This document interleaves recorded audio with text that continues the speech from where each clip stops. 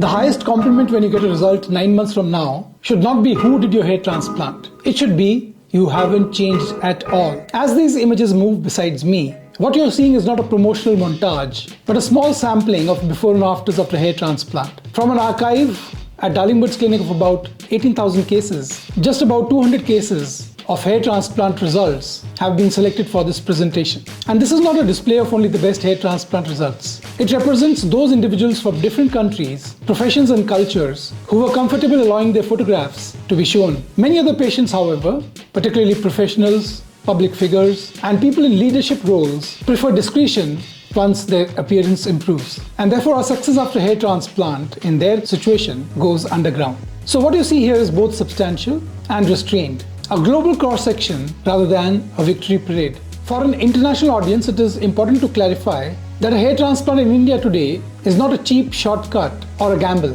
High-quality centers operate to international standards, standards of sterility, standards of planning, and long-term follow-up. In fact, many patients travel long distances from all corners of the globe to Darlingbird's clinic in Chandigarh and Mumbai, seeking what they hope will be the best hair transplant in India because of the combination of a surgical experience, our cost efficiency, and high patient volumes that has refined my technique of DHX hair transplant over time, over the past 18 years. When you have performed thousands of procedures, the learning curve just does not flatten.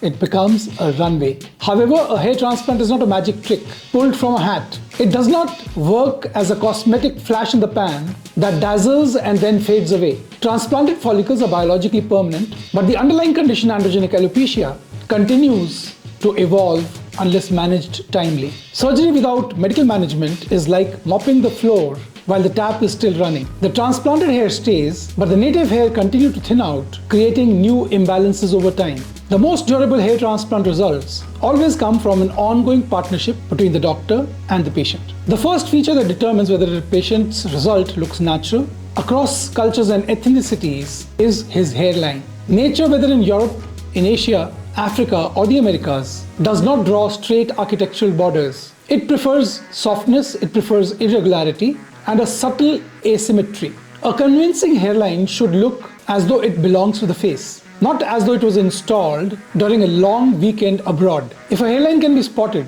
from across the next table in a restaurant, it has failed its most basic test. Behind the first few leading rows of the hairline, behind that edge, density must build gradually. Less like a wall, more like sunrise. Increasing light rather than an abrupt switch. This gradient creates an illusion of fullness that the human eye interprets as normal hair. And this is referred to as the transition zone. Absolute density has biological limits, but optical density is where surgical artistry lies. Equally universal is the importance of angle and direction. Hair is not planted upright like the bristles of a toothbrush. It lies almost flat, sweeps backwards or sideways, and follows complex patterns that differ between populations and individuals. When these vectors are respected, hair moves naturally in wind, water, and in daily styling. But when these are ignored, the result may grow abundantly, yet still look strangely artificial, like grass laid down by a landscaping machine. Another silent indicator of quality is the absence of visible surgical signatures. Modern hair transplant techniques like my DHX method aim for invisibility even at close quarters, like in conversational distance. There should be no ridging, there should be no pitting, no plug-like clusters reminiscent of older methods. When the work has been done well, the scalp should look untouched, as though biology quietly corrected itself when no one was watching. Attention must also be directed towards the donor area, and I've been harping on this issue video after video. The donor area, the region from where the follicles have been harvested. This zone is finite and therefore must be managed like a trust fund, not spent like winnings from a lottery. Because over-harvesting can leave a patchy appearance that becomes very obvious when the hair is cut short, which is a particular concern in cultures where closely cropped hairstyles are not too uncommon. The crown or the vertex represents one of the most demanding complex zones. Its spiral pattern or roll pattern is unique to each individual, much like a fingerprint.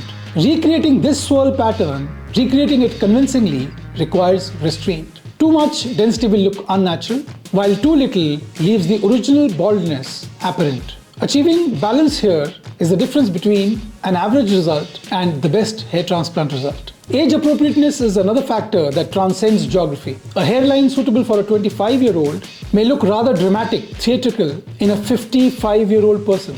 Faces mature, skin changes, and the entire frame within which the hairline sits evolves over time. Planning must therefore anticipate not only present appearance, but should take into account future aging as well. Otherwise, the result may look excellent initially, but increasingly out of place, incongruous over time. Like a sports car parked permanently in front of an old age home. One should, after all, grow into his hairline as he ages rather than grow out of it. True evaluation also lies in testing under unforgiving conditions, like my wet hair test. Wet hair, bright overhead lighting, or very short hairstyle removes the camouflage provided by volume and styling. A robust transplant maintains credibility even under these stress conditions. Integration with existing hair is equally crucial. The newly transplanted hair should blend seamlessly with native hair in texture, in thickness, and behavior. They should grow together, shed together, and age together.